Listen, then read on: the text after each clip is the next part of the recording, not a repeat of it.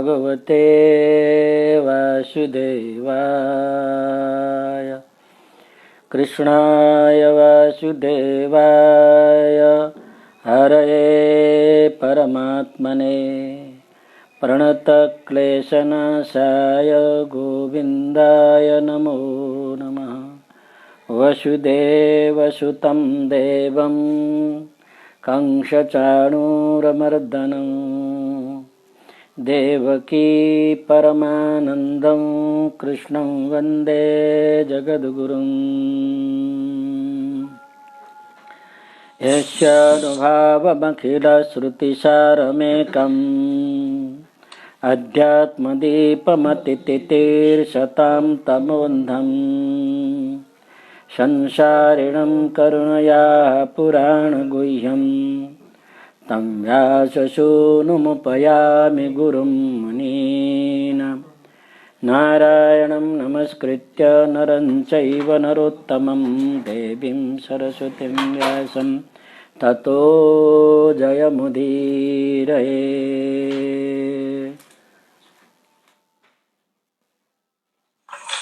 गत व्याख्यानों में अंतिम व्याख्यान था जीवस्तुति। आज ध्रुवस्तुति के प्रसंग में ध्रुव चरित्र की चर्चा करते हैं।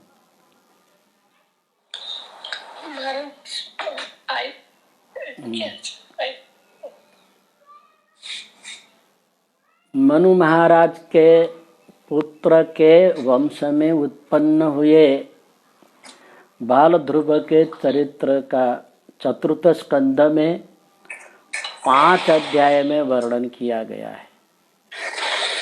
विमाता सुरुचि के क्रोध और ईर्ष्यायुक्त वचन से घायल हुए ध्रुव घर से निकलकर वन में तपस्या द्वारा श्री हरि को प्रसन्न करते हैं।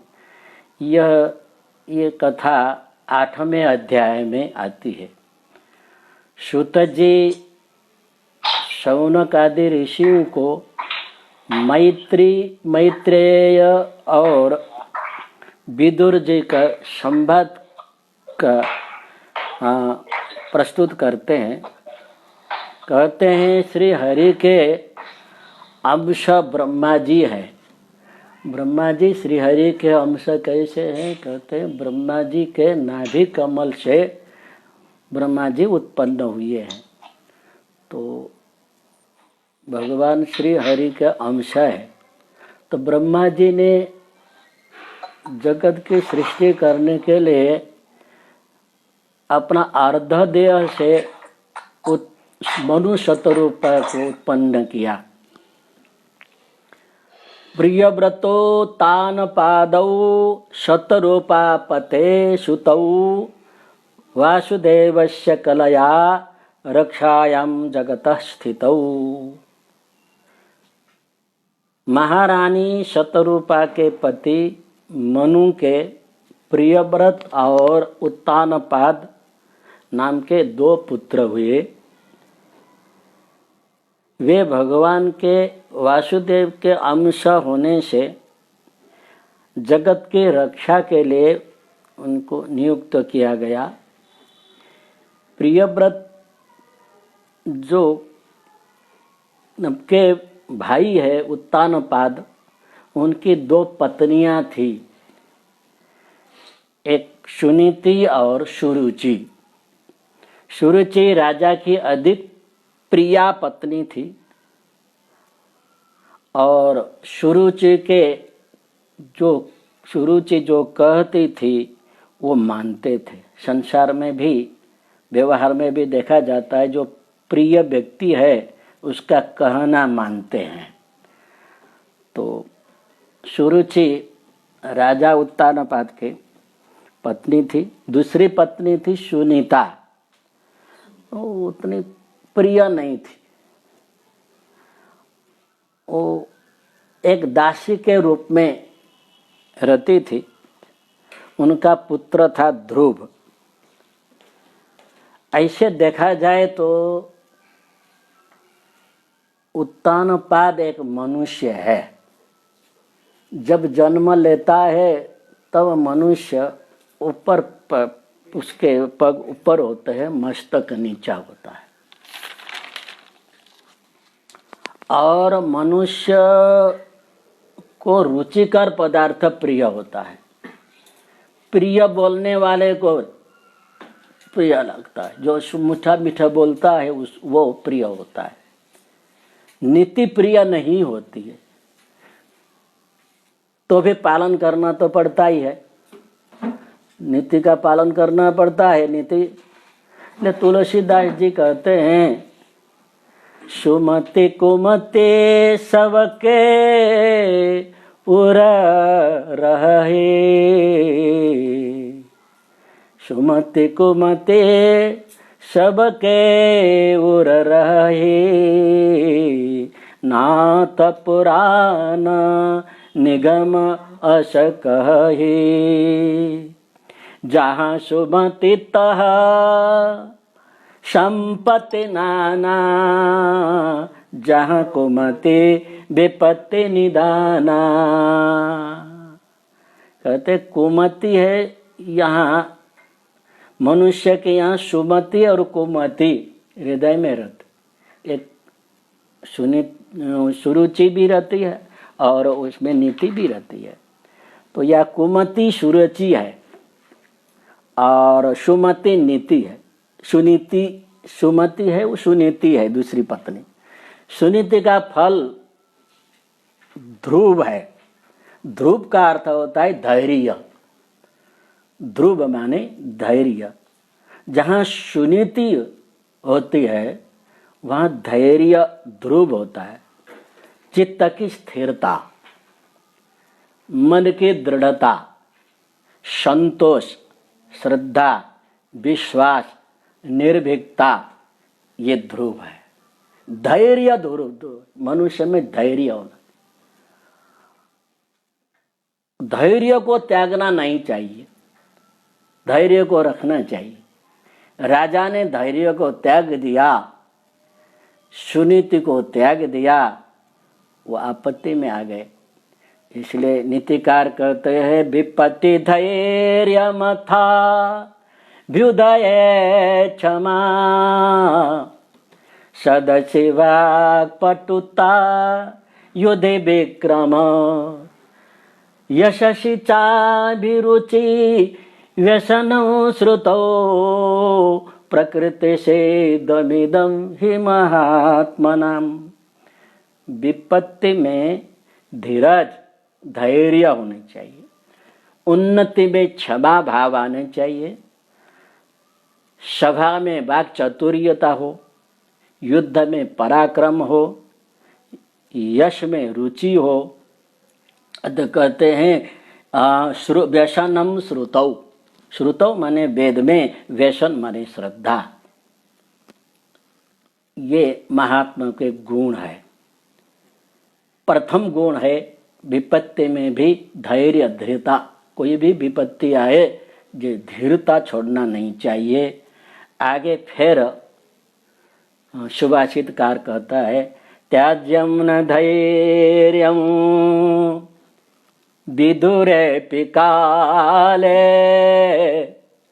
त्याज्यम न धैर्यम विदुरेऽपि काले, धैर्य कदाचित् गतिमाप्नुयात्,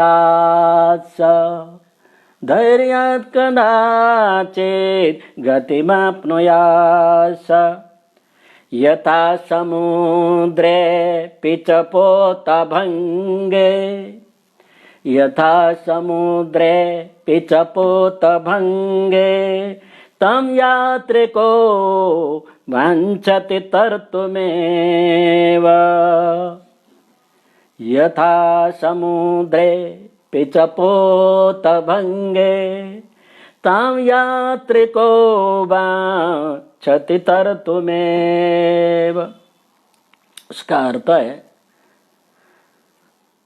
त्याज्यम न धैर्यम विधुरेऽपि काले, विधुरेऽपि काले, संकट काल में भी धैर्य को त्यागना नहीं चाहिए।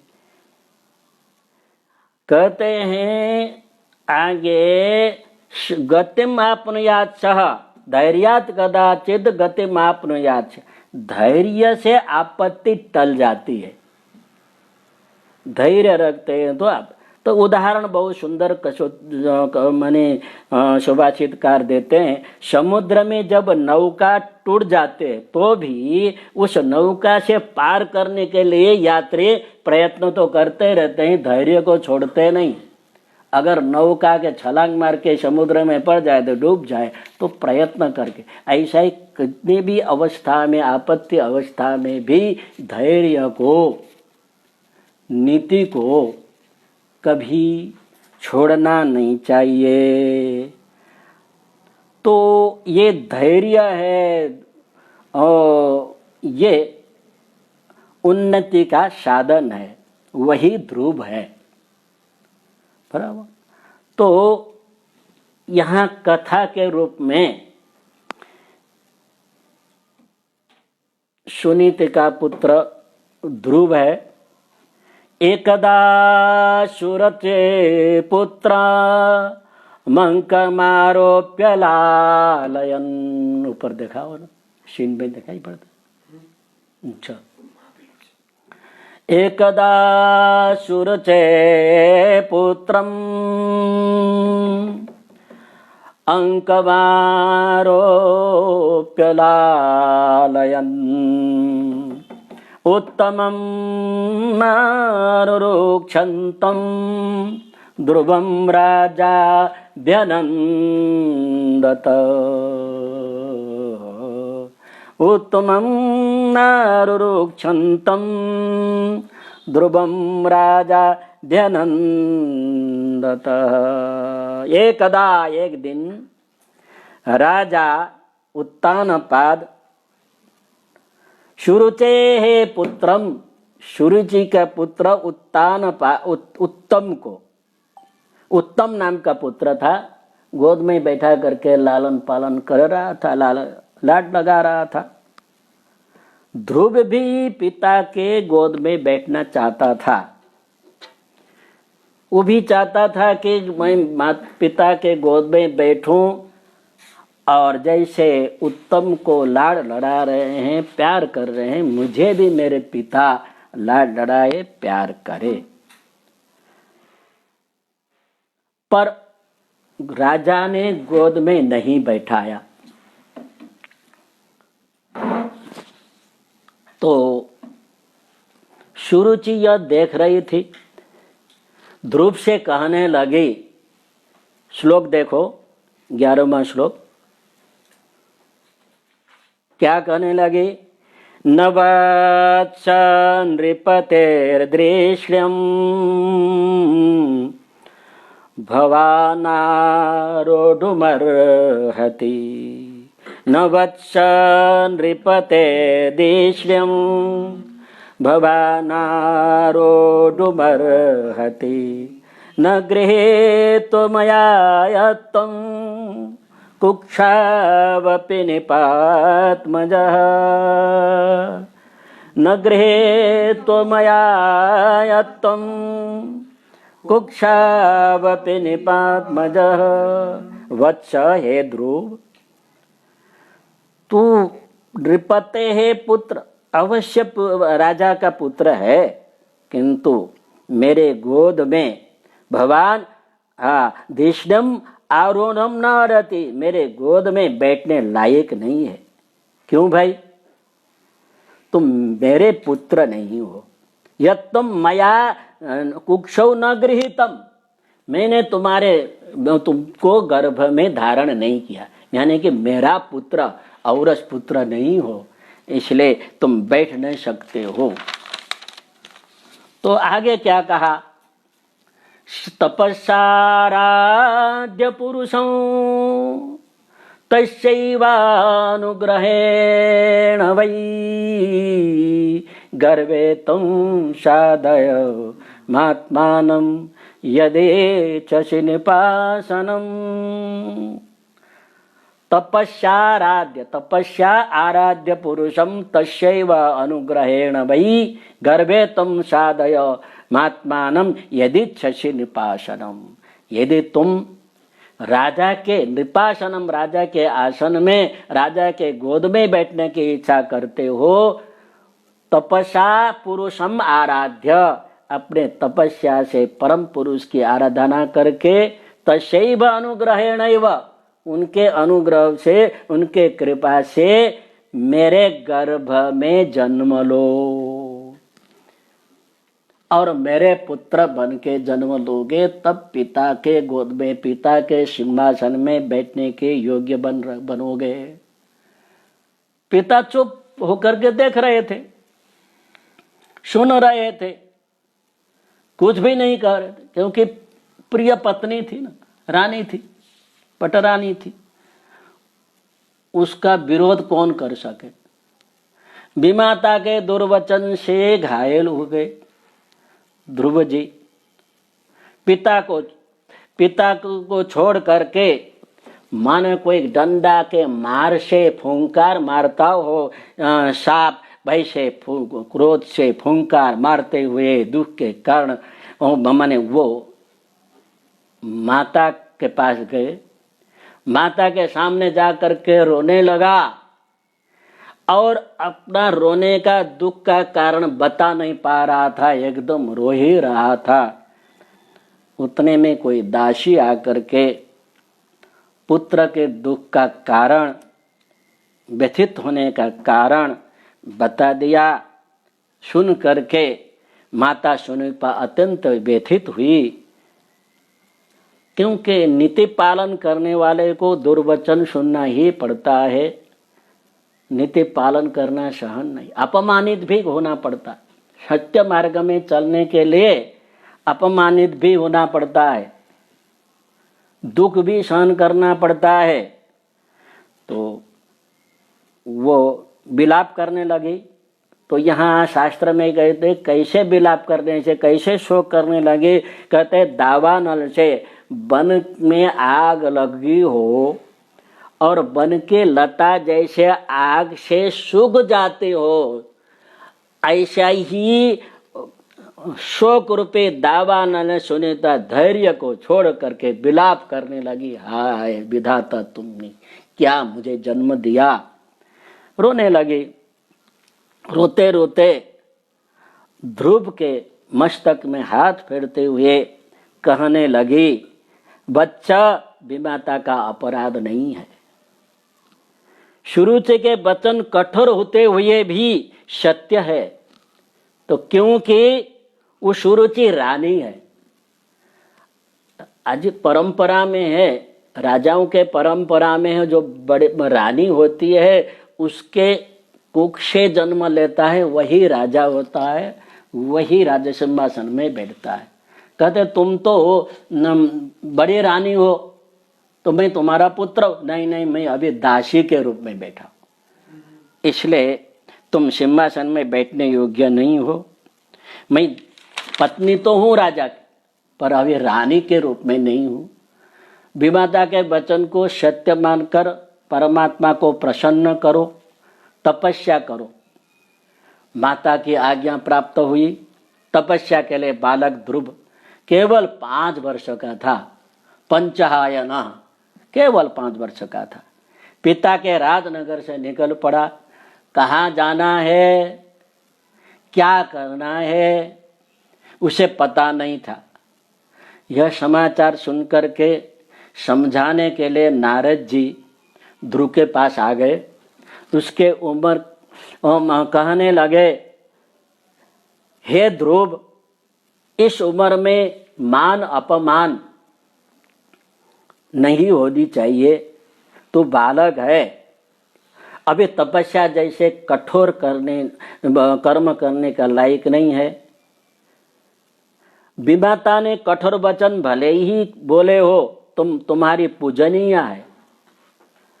बड़े लोग कभी भी भले ही कठोर वचन बोलते हो, परंतु पुत्र के हित के लिए ही, बालक के हित के लिए ही। कभी कभी माता कोई उपद्रव करता है तो मारती भी है, परंतु हित के लिए ही। इसलिए जो विमाता ने सुरुचि ने तुमको कुछ कहा तुम्हारे हित के लिए ही कहा, पर अब तुम छोटे हो, मान अपमान ध्यान में न रख करके तुम अपने घर में जाओ और तपस्या करने लायक नहीं हो। तो उनको व्यवहार भी सिखाया, क्या व्यवहार करना चाहिए। सबके लिए एक अपने संदेश है भागवत का, लिखना हो तो लिख सकते हो। अपने ये व्यवहार जीवन में रखना चाहिए, कभी दुखी आदमी नहीं होता। क्या है श्लोक है 34वां श्लोक है, गुणाधिकार मुदम लिप्से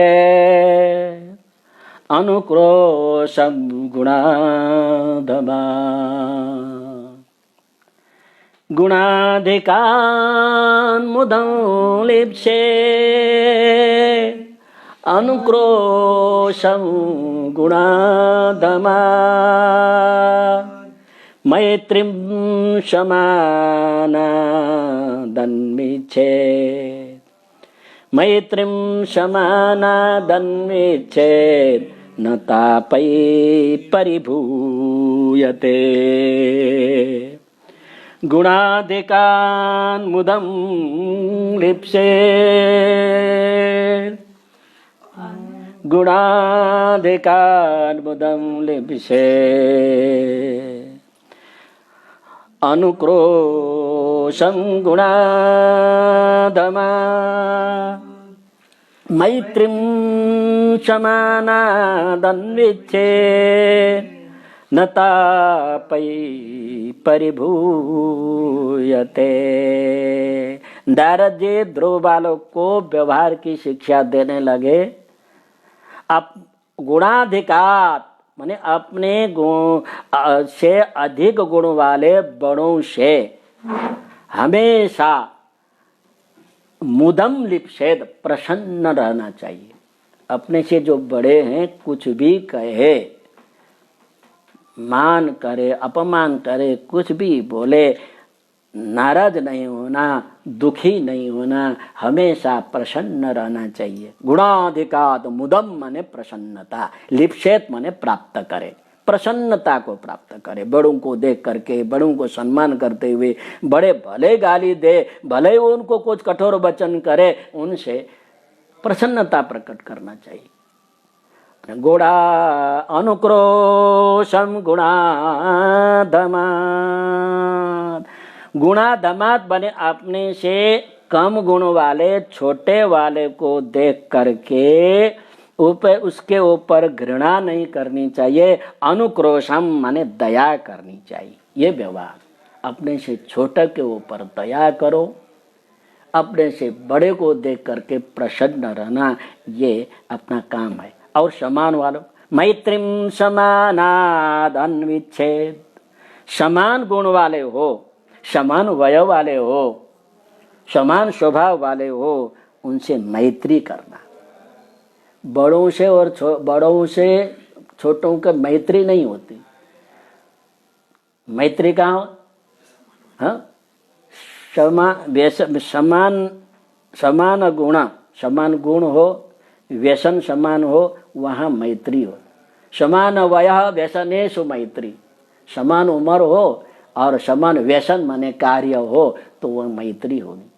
तो बराबर, तो समान गुण वाले को देख करके उनसे मित्रता करनी। इस प्रकार से व्यवहार रखने से न तापै परिभूयते, वो कभी वो मनुष्य इस प्रकार से व्यवहार करता है तो दुखी नहीं होता है, अपमानित नहीं होता है, न दुखई तापै ही संतप्त नहीं होता है। तो ये व्यवहार सिखाया है नारद जी ने। गुणाधिकार, अपने से बड़े गुण वालों से, बड़ों से मुदम लिप्सेद, हमेशा प्रसन्नता रहना। गुणाधमात, अपने से कम गुण वाले, कम पढ़े लिखे, कम छोटे वाले को से अनुक्रोशम दया करना। मैत्रीम समानम, समान गुण वाले, समान वय वाले लोगों को देख करके मित्रता करना। इस प्रकार से करने से कभी भी दुखी नहीं होता है। इस प्रकार से एक नीति की शिक्षा दी है। पर ध्रुव अनेक प्रकार से समझाया, परंतु क्या समझता, वो तो बालक था ना। बाल हठ, स्त्री हठ और राज हठ, 3 हठ होते हैं ना, शास्त्र में प्रसिद्ध है, इनसे कोई बचता नहीं। एक बार तो बीरबल और अकबर की चर्चा चलती थी। बीरबल ने कहा बाल हठ होता है ना, वो उससे कोई पूरा नहीं कर पाते। हठ माने उसके जो मांगना है, मनाना, नहीं नहीं नहीं हो सकता है। अरे हो बालक को समझाना क्या है, खिलौना दे दो, कुछ मिठाई दे दो, प्रसन्न हो जाएगा। नहीं साहब, आपको बाल हठ को समझाना समझना हो तो ऐसा करो, तो एक नाटक करते हैं। मैं बालक बनूंगा, तुम बाप बनो। नाटक शुरू हो गया। बालक हो गया बीरबल, बराबर, बालक बीरबल हो गया और ये पिता कहते हैं हठ करने लगा, रोने लगा, पप्पा पप्पा मुझे हाथी लाके दे दो। लाया, हाथी देने में क्या आपत्ति, हाथी दे दो। कहता है पप्पा पप्पा मुझे एक लोटा लाके दे दो। लाया, पप्पा पप्पा ये हाथी को लोटा में रख दो ना। अबे रहट करने लगा। अबे हाथी लोटा में आता होगा, नहीं आता तो रोने लगा। तुम इतने भी नहीं कर सकते हो बाप होकर, ऐसा है। तो दूसरी ये भी बीरबल की कथा है। एक बाहर कोई बेचने वाली स्त्री आ रही थी बीरबल अकबर के बाहर, ले लो ले लो ले लो बचू ले। उसमें से शाक भाजी, उसमें गोद में एक बालक था। बालक अकबर को देख करके हाथ लंबा करने लगा और रोने लगा ऐसे। और वह क्या चाहता है, मेरे आपके गोद में बैठना चाहता है। ले लिया गोद में। गोद में लेने के बाद और उसके मस्तक में हाथ करने लगा, रोने लगा। तो क्या चाहता है, मैं आपके मेरा मुकुट चाहता है, तो मुकुट उतार करके हाथ में दे दिया। तो बीरबल ने कहा देखो बाल हट कितना है, तुम्हारा मस्तक में से मुकुट भी उतार दिया है, बराबर। जो ये इसी प्रकार से बाल हट है, स्त्री हट है, उनके हठों के सामने बड़े बड़े विद्वान भी थक जाते। ये बालक था ना 5 वर्ष, वो हट करने लगा, नहीं मैं तो तपस्या करने जाता ही हूं, मैं तो तपस्या करूंगा ही। हठ करने लगा। और क्या चाहते हो तुम, बोलो तो, तपस्या करके क्या चाहते हो? कहते हैं पदम, 37वां श्लोक है, पदम त्रिभुवनोत्कृष्टम जिगीषो साधुवर्त्म में। पदं त्रिभुवनोत्कृष्टं जिगीषो साधुवर्त्म में। बृहस्पतिमन् अन्यैरप्यधिष्ठितम्।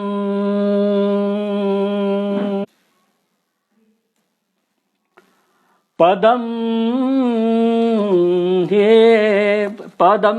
त्रिभुवनोत्कृष्टं जिगीषो साधुवर्त्म में। बृहस्पतिर्पितृभिः ब्रह्मन् अन्यैरप्यनधिष्ठितम्। हे ब्रह्मन, हे ब्रह्मपुत्र, कहाँ हो गया? छत तो बंद हो गया ना, लाइट नहीं है इसलिए ना, लाइट नहीं है इसलिए।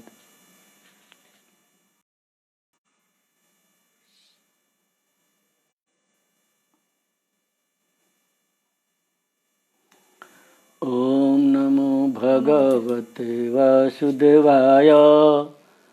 ओम नमो भगवते वासुदेवाय। ओम नमो भगवते। हाँ आ गए, लाइट नहीं थी ना तो ठीक है। पदं त्रिभुवनोत्कृष्टं जिगीषो साधु वर्त्ममे। ब्रूयस्मत्पितृभिः ब्रह्मण्यैरप्यधिष्ठितम्। ब्रह्मन संबोधन का, हे ब्रह्मपुत्र, हे ब्रह्मर्षि नारद जी, पितृभिः अन्यैः अनाधिष्ठितम, मेरे पूर्व द्वारा अन्य पुरुषों द्वारा जो पद को प्राप्त नहीं किया है, उस उत्कृष्ट पद को मैं प्राप्त करना चाहता हूँ, श्रेष्ठ पद को प्राप्त करना चाहता हूँ। मुझे मार्गदर्शन कीजिए, मुझे बताइए। इस प्रकार बालक ध्रुव की प्रार्थना सुनकर बालक के ऊपर अनुकंपा करते हुए नारद जी ध्रुव के गुरु बन करके उपदेश देने लगे। नारद उवाच, नारद जी बाल ध्रुव को उपदेश दे रहे हैं किस प्रकार से भगवान की आराधना करनी चाहिए।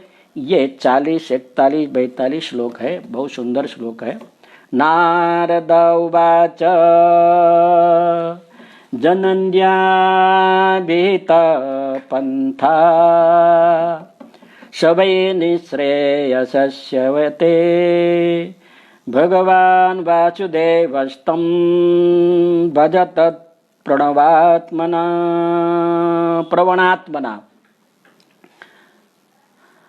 जनन्या अभिहित पंथा, तुम्हारी विमाता ने जो मार्ग बताया, भले रेवादा, जो तुम्हारे विमाता सुरुचि ने जो मार्ग बताया वही श्रेष्ठ मार्ग है। उसने क्या मार्ग बताया? तपस्या से परमात्मा की आराधना करो, वो उचित ही है। भगवान वासुदेव के प्रति श्रद्धा रख करके प्रणवात्मना, श्रद्धा पूर्वक मन से श्रद्धा रखते हुए वासुदेव भगवान की आराधना करो, भजन करो। वही निःश्रेयस्य पंथा, वही कल्याणकारी मार्ग है। जनन्याभीतः पंथा शबै निःश्रेयस्यते भगवान वासुदेवस्तं भज तत् प्रवणात्मना। प्रवणात्मना श्रद्धा पूर्वक मन से जो माता ने कहा है वही मार्ग श्रेष्ठ है। कौन मार्ग था? भगवान की आराधना करने को बताया था, तो वही वासुदेव भगवान की आराधना करो। धर्मार्थ काम मोक्षाख्यम, 41वां श्लोक। धर्मार्थ काम मोक्षाख्यम यही श्रेयात्मनः एकमेव हरे तत्र कारणं पादसेवनम्।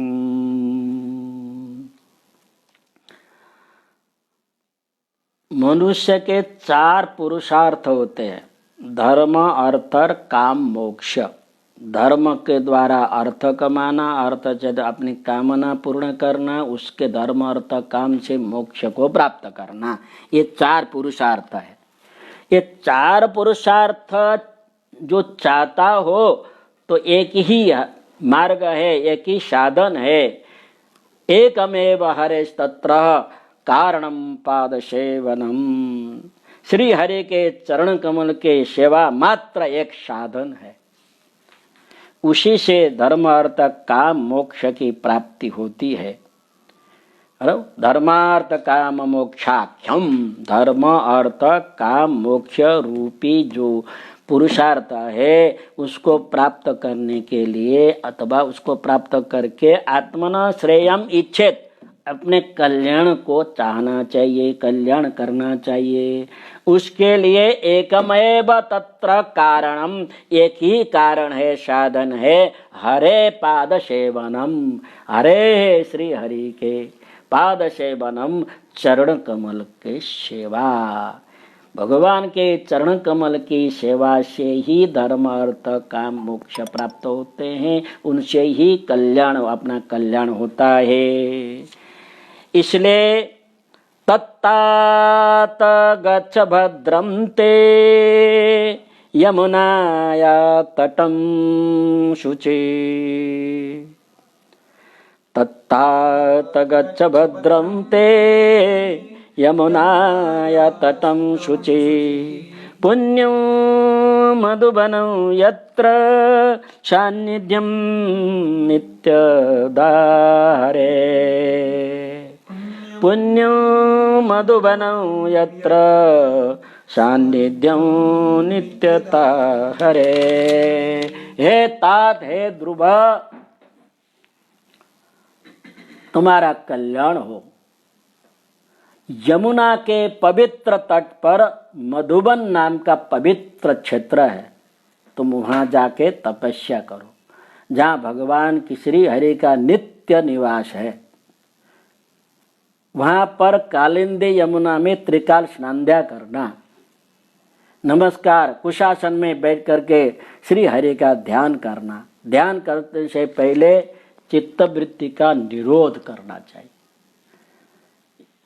चित्तवृत्ति निरोध योगः, योग शास्त्र में लिखा है चित्तवृत्ति को रोकने की क्रिया। तो योग शास्त्र में, पतंजलि योग शास्त्र में चित्तवृत्ति को रोकने के लिए सबसे प्रथम प्राणायाम बताया है। प्राणायाम से ही प्राण स्थिर होते हैं, प्राण स्थिर होने से चित्त की वृत्ति रुक जाती है। तो प्राणायाम तीन प्रकार के होते हैं, पूरक, कुंभक, रेचक। पूरक माने एक नासिका के छिद्र से एक के तरफ बंद करके उसको श्वास ले लेना ऊपर, उसको पूरा पूर्ण कर, श्वास को पूरना। कुंभक का अर्थ है रोकना। जितने समय लगे ओम ओम ओम करके 16 वक्त 10 वक्त जो ओम ओम करो, उससे श्वास ऊपर ले लो, उतने ही श्वास को रोको, उतने ही समय लगा करके, और उतने ही समय लेके दूसरे छिद्र से उस श्वास को निकाल। इसको कहते हैं प्राणायाम। प्राणानाम आयाम, प्राण को दीर्घ करना। दीर्घ से शीघ्र शीघ्र जो प्राणायाम बोल तो वो स्थिर नहीं रहता। तो प्राण को माने श्वासों को स्थिर करना, दीर्घ श्वास ले, इसलिए पूरक, कुंभक, रेचक तीन प्रकार के प्राणायाम है। तो यहाँ नारद जी प्राणायाम के रीति बताते हैं और कहते हैं धीरे धीरे प्राणों को, इंद्रियों को, मन को स्थिर करो। प्राणायाम करने के बाद धारणा, ध्यान, धारणा करना। धारणा होते है योग शास्त्र में। धारणा क्या चीज है? एक विषय में चित्त को स्थिर करके और चिंतन करना, वो धारणा है। इस प्रकार के धारणा से उसके बाद ध्यान। ध्यान क्या चीज है? ध्येय चिंतनम। एक जगह एक स्वरूप में मन को स्थिर करते हुए भगवान के स्वरूप का चिंतन। भगवान किस प्रकार के हैं आगे बताते, आगे आगे 4-5 श्लोक है, वो श्लोक में बताते हैं, बराबर ना। तो वो भगवान के स्वरूप का चिंतन करना। जैसे कि वंशी विभूषित करा नवनीर दावा पीताम्बरा दरुण फलादरुण पूर्णेन्दु सुंदर मुखाधर विंद नेत्रा कृष्णा परम किमपि तत्त्वमः। क्या चिंतन करना? भगवान के चित्र को सामने हृदय में बैठा करके वो भगवान कैसे हैं? वंशी विभूषित करा, हाथ में वंशी धारण किया है। नवनीरद आभा, उनके आभा माने छवि क्या है? नवनीरद, नूतन जलधर, मेघ जो श्याम होता है मेघ, वैसा उनका स्वरूप है नवनीरदा। पीताम्बरात, वो श्याम मेघ जैसे कृष्ण श्याम शरीर के ऊपर पीताम्बर धारण किया है तो कैसा लग रहा है, कहते हैं जैसे मेघ मंडल के बीच में बिजली चमक रही हो, ऐसा चमक रहा है, ऐसा सुशोभित हो रहा है पीताम्बरा। अरुण बिंबधरा दरोष्टा, उनके अधरोष्ट लाल लाल है, अरुण बिंब, सूर्य उदय कालीन सूर्य जैसे लाल लाल है, अथवा बिंब फल होता है, बिंब फल के समान सुंदर उनके लाल ओष्ठ अधरोष्टात। पूर्णेन्दु सुंदर मुखात, उनका मुख कैसा है, पूर्ण चंद्र के समान, पूर्णिमा के चंद्रमा के समान सुंदर मुख मंडल है। ऐसे कृष्ण का ध्यान करो, उसका नाम है ध्यान। कोई एक आकार को, एक स्वरूप का चिंतन करने का नाम ध्यान है। ध्येय चिंतायाम, चिंतन करना, स्वरूप को देखना। तो आगे बताते हैं वो किस प्रकार के ध्यान करना है, वही तो श्लोक में है। तो ऐसा ध्यान करते करते करते करते वो ध्यान करने वाला जो स्वरूप है, वो स्वरूप में आत्मस्वरूप लीन हो जाता है। अभी कबीरदास ने कहा ना, तू करता तू भया मैं ही रहा न कोई। अब तू कर ध्यान करते करते वो ध्येय वस्तु में और ध्याता मिल जाता है। ध्यान करने वाला वो ध्येय वस्तु पदार्थ में मिल जाता है और मैंपन रहता ही नहीं, बराबर। तो ये इसी का नाम है समाधि। इस प्रकार से ध्यान करो तो समाधि लग जाएगी। समाधि के समय, वो समाधि से पहले एक मंत्र का उपदेश देते हैं। वो मंत्र क्या है, नमो भगवते वासुदेवाय, ओम नमो भगवते वासुदेवाय। ये द्वादशाक्षर मंत्र को देते हैं। ध्यान करने से पहले एक भगवान का एक मंत्र देते हैं, क्योंकि वो मंत्र में एक स्वरूप है भगवान का। क्या स्वरूप है, ओम। ये ओम नमो भगवते, ये द्वादशाक्षरी महामंत्र है। 12 अक्षर होने से द्वादशाक्षरी कहते हैं। द्वादश माने 12 अक्षर वाला जो मंत्र। तो ये मंत्र में जो ओम है, ओम का अर्थ है ब्रह्मा विष्णु महेश, और उसमें ओम में जो म है वो परब्रह्म का स्वरूप है, अथवा भगवते ये परमात्मा का स्वरूप है। षडेश्वर्य संपन्न वसुदेव के पुत्र को नमस्कार करता हूँ, ये भाव है। ओम में 3 अक्षर आ उ मा, आ उ मा। अकार वासुदेव है, वो रुद्र स्वरूप है, माँ ब्रह्म स्वरूप है, नाथ पर ब्रह्म स्वरूप है। वो ओम बोलते समय ऐसा स्वरूप का चिंतन करो। और भगवते बोलते समय षड ऐश्वर्य संपन्न, श्री षड ऐश्वर्य माने श्री, लक्ष्मी के साथ बैठे हैं, राधा के साथ बैठे हैं, राधा के साथ रासलीला कर रहे हो, ऐसा चिंतन करना ऐश्वर्य में, बराबर। राधा के साथ बैठे, वन में गाय चरा रहे हैं, वृंदावन में घूम रहे हैं, इस प्रकार का परमात्मा श्री कृष्ण का चिंतन भगवते बोलते हैं। वासुदेव माने वसुदेव के पुत्र भी है, और उसके साथ कृष्ण के जो वसुदेव के पुत्र के रूप में ब्रज में आ रहे हैं, ये भी ध्यान करना। और उसके साथ साथ अपने वसति हृदय इति वसुषैव देव वासुदेव, अपने जगत के जीव के प्राणियों के हृदय में निवास करने के कारण वो वासुदेव है। जगत वहाँ वृंदावन में वसुदेव के पुत्र में गाय चरा रहे हैं, वही परमात्मा मेरे हृदय में भी विराजमान है। ऐसे वासुदेवाय, ओम नमो भगवते वासुदेवाय, इस प्रकार के मंत्र जप करना। तो कहते हैं इस मंत्र को अगर तुम 6 महीना तक सतत जप करो तो आकाश में विचरण करने वाले भगवत पार्षदों का दर्शन होगा, भगवान का साक्षात दर्शन होगा। तल्लीन होकर के जप करना चाहिए। पर एक गुरु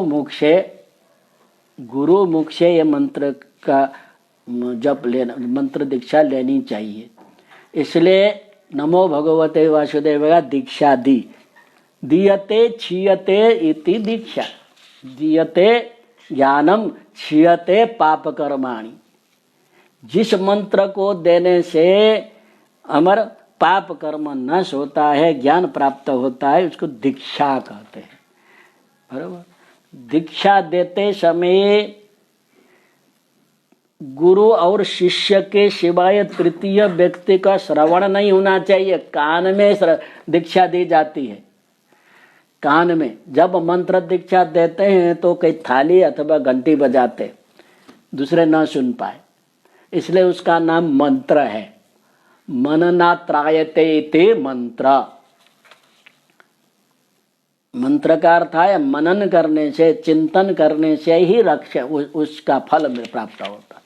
ओम नमो भगवते वासुदेवाय, ये बढ़ते मनन करते समय, चिंतन करते समय भगवत स्वरूप का चिंतन करो, तभी लाभ होगा। नहीं तो मैं बार बार कहता हूँ पोपट के समान रटने का बड़ा होगा, वो अर्थ नहीं। अर्थ का चिंतन करे बगैर तुम रटोगे, ओम नमो भगवते बोलते जाओगे, उसका कोई फल नहीं मिलने वाला है। पोपट के समान है। पोपट राम राम बोलता है, तो राम राम बोले तो जो मालिक है वो एक मरचा दे देता है खाने के लिए। तो पोपट के मन में क्या आता है? राम मने मरचा है।